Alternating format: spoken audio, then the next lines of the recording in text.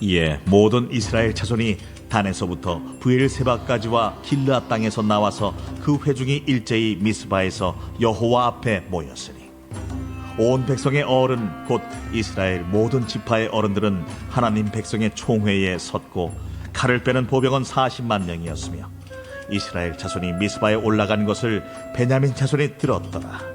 이스라엘 자손이 이르되 이 악한 일이 어떻게 일어났는지 우리에게 말하라. 레위 사람 곧 죽임을 당한 여인의 남편이 대답하여 이르되 내가 내 첩과 더불어 베냐민에 속한 기브아에 유숙하러 갔더니 기브아 사람들이 나를 치러 일어나서 밤에 내가 묵고 있던 집을 에워싸고 나를 죽이려 하고 내 첩을 욕보여 그를 죽게 한지라. 내가 내 첩의 시체를 거두어 쪼개서 이스라엘 기업의 온 땅에 보냈나니 이는 그들이 이스라엘 중에서 음행과 망령된 일을 행하였기 때문이라. 이스라엘 자손들아, 너희가 다 여기 있은즉 너희의 의견과 방책을 낼지니라. 모든 백성이 일제히 일어나 이르되 우리가 한 사람도 자기 장막으로 돌아가지 말며 한 사람도 자기 집으로 들어가지 말고 우리가 이제 기브아 사람에게 이렇게 행하리니 곧 제비를 뽑아서 그들을 치되 우리가 이스라엘 모든 지파 중에서 100명에 10명, 1000명에 100명, 10,000명에 1000명을 뽑아 그 백성을 위하여 양식을 준비하고 그들에게 베냐민의 기브아에 가서 그 무리가 이스라엘 중에서 망령된 일을 행한 대로 징계하게 하리라. 이와 같이 이스라엘 모든 사람이 하나같이 합심하여 그 성읍을 치려고 모였더라. 이스라엘 지파들이 베냐민 온 지파의 사람들을 보내어 두루 다니며 이르기를 너희 중에서 생긴 이 악행이 어찌 됨이냐? 그런즉 이제 기브아 사람들 곧 그 불량배들을 우리에게 넘겨주어서 우리가 그들을 죽여 이스라엘 중에서 악을 제거하여 버리게 하라. 베냐민 자손이 그들의 형제 이스라엘 자손의 말을 듣지 아니하고 도리어 성읍들로부터 기브아에 모이고 나가서 이스라엘 자손과 싸우고자 하니라. 그때에 그 성읍들로부터 나온 베냐민 자손의 수는 칼을 빼는 자가 모두 26,000명이요 그 외에 기브아 주민 중 택한 자가 700명인데 이 모든 백성 중에서 택한 700명은 다 왼손잡이라 물매로 돌을 던지면 조금도 틀림이 없는 자들이더라. 베냐민 자손 외에 이스라엘 사람으로서 칼을 빼는 자의 수는 40만 명이니 다 전사라. 이스라엘 자손이 일어나 베델에 올라가서 하나님께 여쭈어 이르되 우리 중에 누가 먼저 올라가서 베냐민 자손과 싸우리이까? 하니 여호와께서 말씀하시되 유다가 먼저 할지니라. 하시니라. 이스라엘 자손이 아침에 일어나 기브아를 대하여 진을 치니라. 이스라엘 사람이 나가 베냐민과 싸우려고 전열을 갖추고 기브아에서 그들과 싸우고자 하매 베냐민 자손이 기브아에서 나와서 당일에 이스라엘 사람 22,000명을 땅에 엎드러뜨렸으나 이스라엘 사람들이 스스로 용기를 내어 첫날 전열을 갖추었던 곳에서 다시 전열을 갖추니라. 이스라엘 자손이 올라가 여호와 앞에서 저물도록 울며 여호와께 여쭈어 이르되 내가 다시 나아가서 내 형제 베냐민 자손과 싸우리이까? 여호와께서 말씀하시되 올라가서 치라. 그 이튿날에 이스라엘 자손이 베냐민 자손을 치러 나아가매 베냐민도 그 이튿날에 기브아에서 그들을 치러 나와서 다시 이스라엘 자손 18,000명을 땅에 엎드러뜨렸으니 다 칼을 빼는 자였더라. 이에 온 이스라엘 자손 모든 백성이 올라가 베델에 이르러 울며 거기서 여호와 앞에 앉아서 그날이 저물도록 금식하고 번제와 화목제를 여호와 앞에 드리고 이스라엘 자손이 여호와께 물으니라. 그때에는 하나님의 언약궤가 거기 있고 아론의 손자인 엘르아살의 아들 비느하스가 그 앞에 모시고 섰더라. 이스라엘 자손들이 여쭈기를 우리가 다시 나아가 내 형제 베냐민 자손과 싸우리이까 말리이까? 여호와께서 이르시되 올라가라. 내일은 내가 그를 내 손에 넘겨주리라. 하시는지라. 이스라엘이 기브아 주위에 군사를 매복하니라. 이스라엘 자손이 셋째 날에 베냐민 자손을 치러 올라가서 전과 같이 기브아에 맞서 전열을 갖추매 베냐민 자손이 나와서 백성을 맞더니 꾀임에 빠져 성읍을 떠났더라. 그들이 큰 길 곧 한쪽은 베델로 올라가는 길이요 한쪽은 기브아의 들로 가는 길에서 백성을 쳐서 전과 같이 이스라엘 사람 30명 가량을 죽이기 시작하며 베냐민 자손이 스스로 이르기를 이들이 처음과 같이 우리 앞에서 패한다. 하나 이스라엘 자손은 이르기를 우리가 도망하여 그들을 성읍에서 큰 길로 꿰어내자. 하고 이스라엘 사람이 모두 그들의 처소에서 일어나서 바알다말에서 전열을 갖추었고 이스라엘의 복병은 그 장소 곧 기브아 초장에서 쏟아져 나왔다. 온 이스라엘 사람 중에서 택한 사람 10,000명이 기브아에 이르러 치매 싸움이 치열하나 베냐민 사람은 화가 자기에게 미친 줄을 알지 못하였더라. 여호와께서 이스라엘 앞에서 베냐민을 치심해 당일에 이스라엘 자손이 베냐민 사람 25,100명을 죽였으니 다 칼을 빼는 자였더라. 이에 베냐민 자손이 자기가 패한 것을 깨달았으니 이는 이스라엘 사람이 기브아에 매복한 군사를 믿고 잠깐 베냐민 사람 앞을 피하며 복병이 급히 나와 기브아로 돌격하고 나아가며 칼날로 온 성읍을 쳤습니다. 처음에 이스라엘 사람과 복병 사이에 약속하기를 성읍에서 큰 연기가 치솟는 것으로 분노를 삼자 하고 이스라엘 사람은 싸우다가 물러가고 베냐민 사람은 이스라엘 사람 30명가량을 쳐 죽이기를 시작하며 이르기를 이들이 틀림없이 처음 싸움같이 우리에게 패한다. 하다가 연기구름이 기둥같이 성읍 가운데에서 치솟을 때에 베냐민 사람이 뒤를 돌아보매 온 성읍의 연기가 하늘에 닿았고 이스라엘 사람은 돌아서는지라. 베냐민 사람들이 화가 자기들에게 미친 것을 보고 심히 놀라 이스라엘 사람 앞에서 몸을 돌려 광야 길로 향하였으나 군사가 급히 추격하며 각 성읍에서 나온 자를 그 가운데에서 진멸하니라. 그들이 베냐민 사람을 에워싸고 기브아 앞 동쪽까지 추격하며 그 쉬는 곳에서 짓밟음에 베냐민 중에서 엎드러진 자가 18,000명이니 다 용사더라. 그들이 몸을 돌려 광야로 도망하였으나 림몬 바위에 이르는 큰 길에서 이스라엘이 또 5,000명을 이삭 죽듯 하고 또 급히 그 뒤를 따라 기돔에 이르러 또 2,000명을 죽였으니 이날에 베냐민 사람으로서 칼을 빼는 자가 엎드러진 것이 모두 25,000명이니 다 용사였더라. 베냐민 사람 600명이 돌이켜 광야로 도망하여 림몬 바위에 이르러 거기서 넉 달 동안을 지냈더라. 이스라엘 사람이 베냐민 자손에게로 돌아와서 온 성읍과 가축과 만나는 자를 다 칼날로 치고 탁치는 성읍은 모두 다 불살랐더라. 아멘. 오늘 한 날도 기도하며 믿음으로 나아가는 우리 사랑하는 성도님들의 삶이 하나님이 간섭하시고 섭리하시는 삶이 되시기를 주의 이름으로 축복합니다. 오늘 말씀의 제목 6절 마지막에 있는 음행과 망령된 일을 행하였기 때문이라, 이 말씀을 제목 삼아서 함께 은혜를 좀 나누려고 합니다. 문제가 어디에서부터 일어나는지를 알아야 됩니다. 그 원인 분석을 해야 되는데 사사기 마지막에 이 사사시대 암흑기를 보면서 문제가 어디에서 있었느냐, 이 음행 또 망령된 일이라는 단어가 나오죠. 6절에. 그러니까 우리가 잘 살아야 돼요. 하나님 앞에서 정말 깨어 있어야 되고, 우리는 하나님의 섭리와 간섭하심이 있는 하나님의 친백성들이다라고 하는 자존감을 가지고 세상에서 살아도 멋지게 살아야 될 하나님의 일꾼들임을 기억해야 합니다.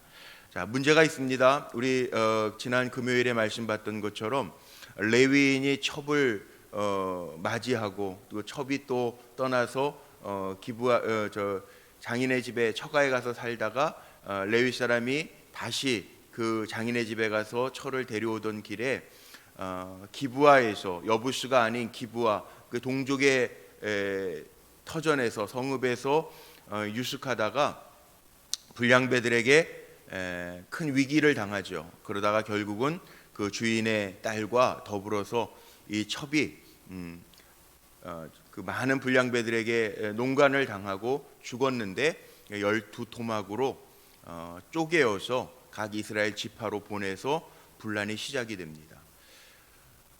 문제는 이 동족 상잔의 비극, 베냐민 지파와 남은 11지파와의 사이에서의 싸움이 크게 일어나는데 베냐민 지파가 처음에 2번은 이스라엘 이 연합군과 이겨요. 근데 문제는 이게 동족 간의 싸움이에요.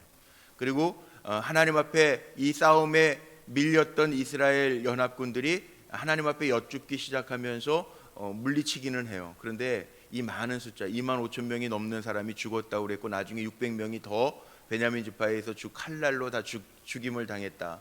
이 동족 상잔의 비극이죠. 이런 일 없어야 되죠. 그런데 이런 일이 있어요. 근데 이런 일이 있는 이유가 음행과 망령된 일이었기 때문이라. 레위 사람이 첩을 둔다? 이 죄죠, 죄. 그런데 참 이상한 거는요, 이 당시에 이 사사기에 다 자기의 옳은 대로 행한 것도 문제죠. 그런데 자기의 죄는 보지 않아요. 이 사람들이 다 이게 문제인 것 같아요. 자기한테는 관대해요. 이 레위 사람이 이스라엘 사람들이 총회로 모였잖아요. 미스바에서 모였습니다. 오늘 말씀의 1절에 그렇게 시작을 합니다.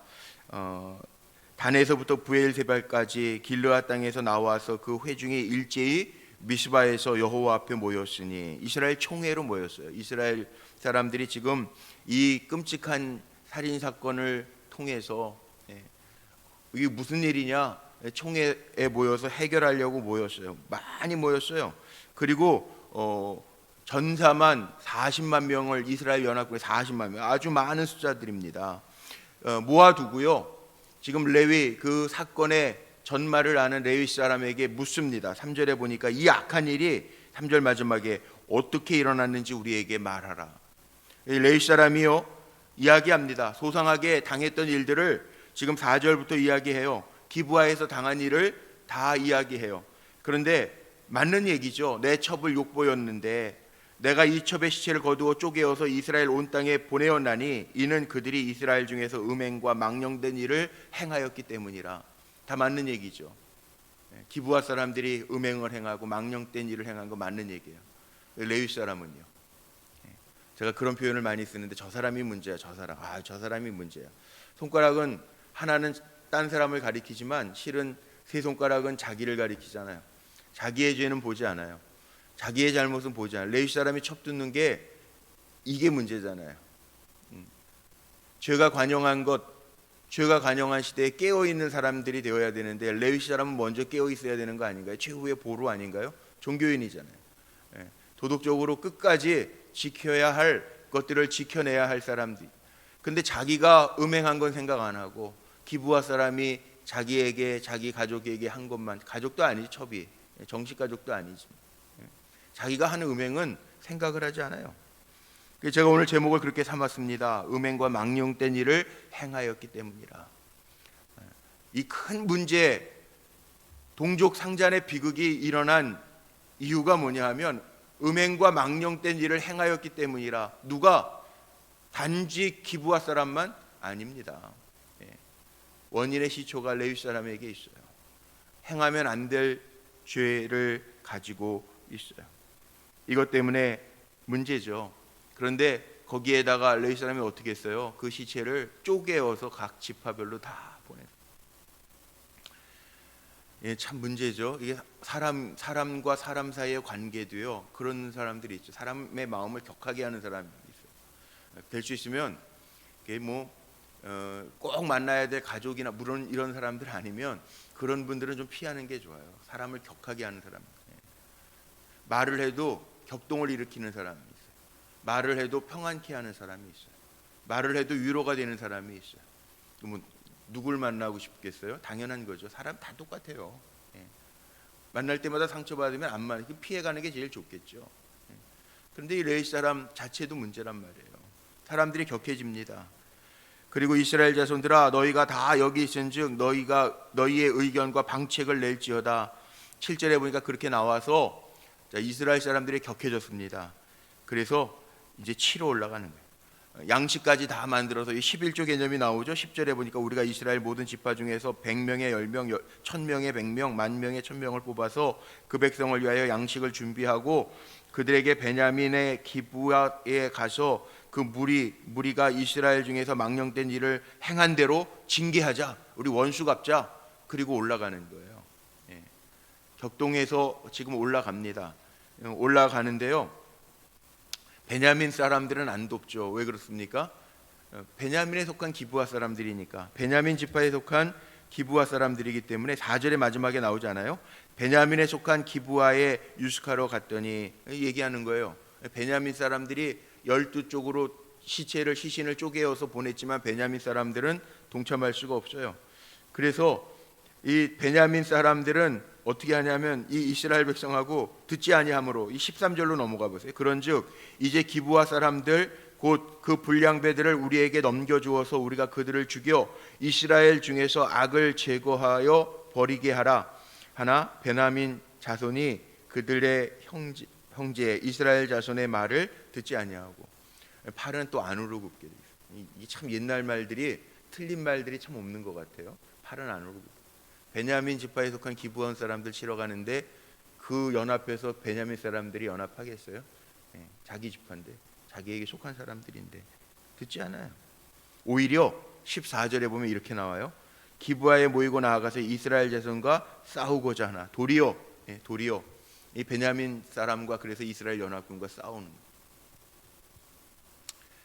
거예요. 기브아 사람들이 호전적인 사람이잖아요. 사울 왕이 기브아 지파 아닙니까? 호전적인 사람. 싸우기 시작합니다. 싸우는데 처음에는요, 17절부터 21절에 보면 1차 패전이 나와요. 이스라엘 연합군이 베냐민 지파와 싸우는데 져요. 하나님의 말씀을 듣고 나아가는데 져요. 여기 1차 패배가 17절에서 21절 말씀해 보니까 여기 21절 마지막에 보죠. 21절 베냐민 자손이 기브아에서 나와서 당일에 이스라엘 사람 2만 2천 명을 땅에 엎드렸으나, 적은 숫자가 아닙니다. 2만 2천 명을 쳤어요. 먼저 연합군인 것 같은데 그만큼 베냐민 지파가 나가고 있어요.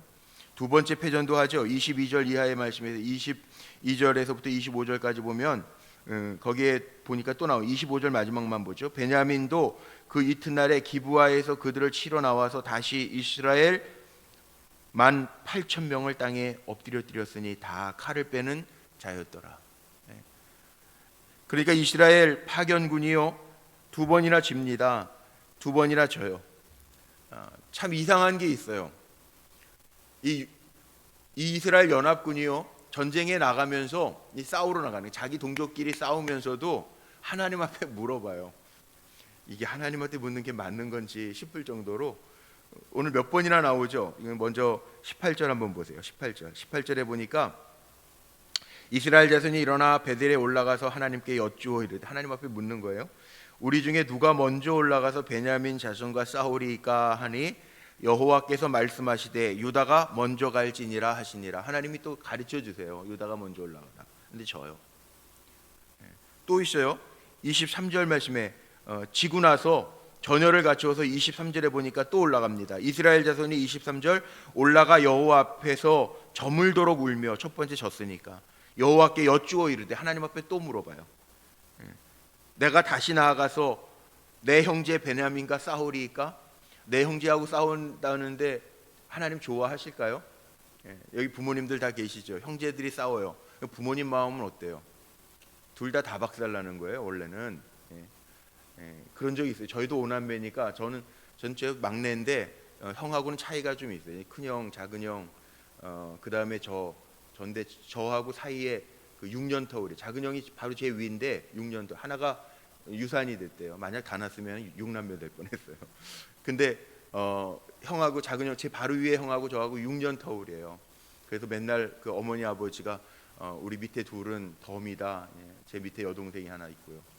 덤이다. 그러면서 이제 자랐는데 그 6년 터울이니까 어렸을 때 형한테 대들어도 얻어 터지는 건 동생이 터지잖아요. 제가 기억나는 거는 남양분유통에다가 딱지를 이만큼 제가 모아놨는데 형이 공부하라고 다 갖다 버려놨어요. 화가 나가지고 형한테 대들다가 쥐어받고 막 좀 얻어 터졌죠. 근데 둘 다 불려가가지고 혼났단 말이에요, 부모님한테. 부모 마음이요, 자녀들이 다투거나 싸우면은 둘 다 야단치지. 야, 너는 형이 돼서 동생 하나 그렇게 못하냐? 동생은 너 왜 형한테 대드냐? 그러다가 야단 맞는 거 아니에요. 지금 이게 이스라엘이요, 하나님이 볼 땐 다 하나님의 백성이에요. 하나님의 자녀들이에요. 그런데 둘이 싸운단 말이에요. 하나님 앞에 물어요. 그 하나님의 마음이 어떻게 했어요? 동생 치러 간다는데 좋아할 부모가 어디 있어요? 하나님 말씀을 하세요. 야, 올라가라, 쳐라. 근데 하나님의 마음이 더 아팠을 것 같아요. 묻기는 묻습니다. 두 번째도 패합니다. 그러니까 여기에 또 나옵니다. 여기 27절에도 또 나오고 28절에도 또 나오죠. 이스라엘 자손이 여호와께 물으니라. 그때 하나님의 언약궤가 거기에 있고, 하나님의 언약궤가 뭡니까? 하나님의 임재를 상징하는 거, 하나님의 임재. 세 번째 싸울 때는 이기는데 하나님 앞에 묻는 것뿐만 아니라 하나님의 임재를 상징하는 언약궤도 얘기해요. 28절에 보면 아론의 손자인 엘르아살의 아들 비느하스가 그 앞에 모시고 섰더라. 이스라엘 자손이 여쭈기를 우리가 다시 나아갈까? 하나님 앞에 또 물어요. 하나님이 말씀하십니다. 28절에 이번에는 28절 마지막에 뭐라 그래요? 여호와께서 이르시되 올라가라, 내일은 내가 그를 내 손에 넘겨주리라 하니라. 둘 다 징계받는 거예요. 두 번은 패했습니다. 이스라엘 연합군도 많은 숫자가 22,000, 18,000 많은 숫자가 칼에 엎드려 죽어요. 그리고 이번에는 25,000명이나 되는 베냐민 지파가요, 35절에 보니까 다 죽어요. 칼을 빼는 자였더라. 25,100명을 죽였으니, 아유, 이게 얼마나 많은 숫자입니까? 양쪽에 다 얼마나 큰 피해를 지금 입었습니까? 이게 문제입니다. 문제가 뭐라고요? 다 죽었는데 이게 문제인데요. 원인이 어디에 있다고요?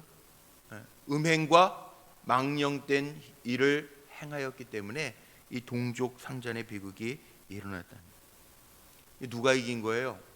이스라엘 백성들이 다 이겼어요. 성경에는 그렇게 표현되어져 나왔는데 마지막에 베냐민 자손들을 다 친 것으로, 성읍을 다 불사른 것으로 마지막 이 48절 말씀이 끝나고 있지만, 이게 이스라엘 연합군이 이긴 거냔 말이에요. 자기에게도 상처가 있는데 많은 3만 명이 넘는 사람들이 다 죽었는데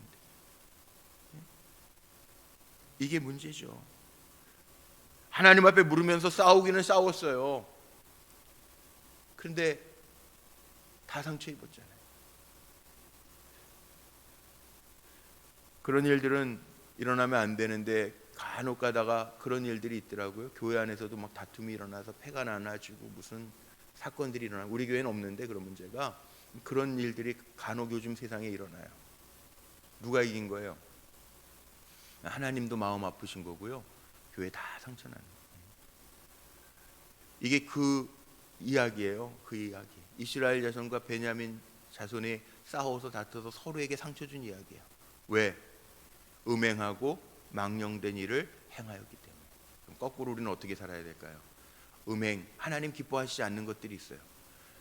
잠언에 나와 있는 것처럼 다른 사람을 모함하는 이 하나님이 싫어하시는 것들이 있죠. 하나님 싫어하시는 게 67가지니 67가지니, 다른 사람에게 상처 주고 피 흘리는 손, 악을 행하는 발, 악으로 달려가는 발, 이거 하나님 싫어하시는 거예요. 하나님 싫어하시는 것은, 악은 그 모양이라도 버리라고 그랬잖아요. 우리 그리스도인들은 어떻게 달라고 그랬어요? 악을 선으로 갚으라고 그랬잖아요.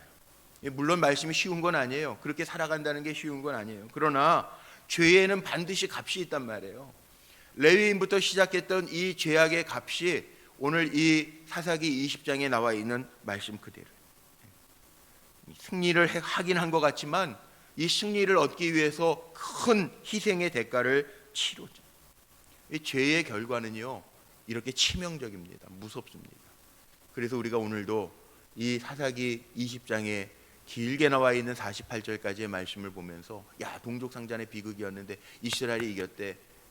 그렇게 악행을 행해서 그 여인을 욕보였던 사람들 다 멸하고 이겼대. 박수 쳐주는 게 아니라, 우리는 이 이야기를 보면서 자기 소견에 옳은 대로 생각하고 살았던 시대, 레위인, 끝까지 정말 도덕적인 의무를 잘 지켜야 할 최후의 보류가 되어야 할 사람이 첩을 두고 악을 행하고 미움을 품고 살아가던 이 시대에는 이렇게 죄의 값이 있었구나. 이거 마음속에 잘 새기면서 우리는 악은 그 모양이라도 버리고 하나님 앞에서 정결하게 살아갈 다짐을 하고 늘 깨어 있는 자가 되겠다라고 하는 결단 속에 살아가는 것, 그게 우리의 삶의 모습이라는 거죠. 하나님 앞에 여쭈었는데 하나님이 올라가라고 그랬는데 왜 줬어요? 하나님이 올라가라고 그래서 마지막에는 보면은 하나님의 섭리가 있어요. 하나님이 양쪽 다 징계하시는 거고요. 첫 번째, 두 번째 올라갈 때에는 분명하게 있더라고요. 하나님이 이긴다라는 얘기는 없어요. 마지막 세 번째는 또 다시 올라가라. 그들을 내일은 내가 너희 손에 베냐민 지파를 붙이리라. 거기에는 나와 있더라고. 하나님이 관연 다 하세요. 근데 하나님의 마음을 아프게 하는 삶을 살아가는 게 아니라 우리는 하나님 앞에 물을 때에도요, 그런 거 있잖아요. 뭘 물어봐도 부모를 근심되게 하는 질문이 있고요. 뭘 물어봐도 부모의 마음을 시원케 하고 부모님도 신나가지고 대답해 줄 수 있는 상황이 있는 게 있어요. 우리는 그런 거 싸우면서도 그런 사람들 있죠. 다 하나님의 뜻이래. 어디에 하나님의 뜻이 있어요? 하나님을 괴롭게 하는 사람이 아니라, 성령을 근심되게 하는 사람들이 아니라, 우리는 살아가면서 성령을 시원케 하는 사람이 되어야 된다는 거. 여기 오늘 교훈들이에요. 영적인 교훈 마음에 잘 새기고, 저나 여러분이 또 오늘 한 날도 하나님 우리에게 주신 한 날인데, 이날 살아가면서 하나님 앞에 칭찬받고 하나님의 마음을 시원케 하고 하나님의 음성을 듣고 주의 뜻대로 살아가기를 결단하고 나아가는 귀한 종들로 승리하시기를 주님의 이름으로 축복합니다. 기도하시겠습니다.